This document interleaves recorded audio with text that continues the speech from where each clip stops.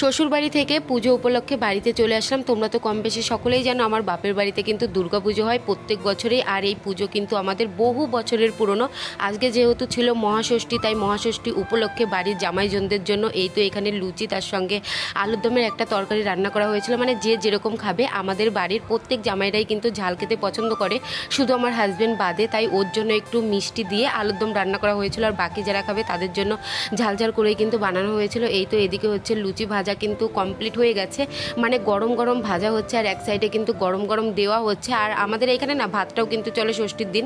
যারা ভাত খেতে বেশি পছন্দ করে তারা কিন্তু ভাতও খায়, আর যারা লুচি খেতে পছন্দ করে তাদের জন্য লুচি, মানে সমস্ত কিছুই কিন্তু থাকে। আর এই পুজোর 5টা দিন কিন্তু আমাদের বাড়িতে এরকমভাবেই কিন্তু খাওয়া দাওয়া করা হয়। প্রত্যেকটা লোকের জন্যই কিন্তু রান্নাবান্না সবসময় কিন্তু করাই থাকে। এই তো এই তরকারিটা রান্না করা হয়েছিল মূলত আমার হাজব্যান্ডের জন্য। তো ওর এখনই কিন্তু আমি খাবারটা বেড়ে দেবো। তো এই তো তাড়াতাড়ি করে পাশে যে থালাটা ছিল সেটা আমি বেড়ে নিলাম, কারণ আমার প্রচণ্ড ঘুম পাচ্ছে। ওকে খাবার দিয়ে আমিও খেয়ে দিয়ে তাড়াতাড়ি করে ঘুমিয়ে যাবো। আবার চলে আসবো নতুন ভিডিও।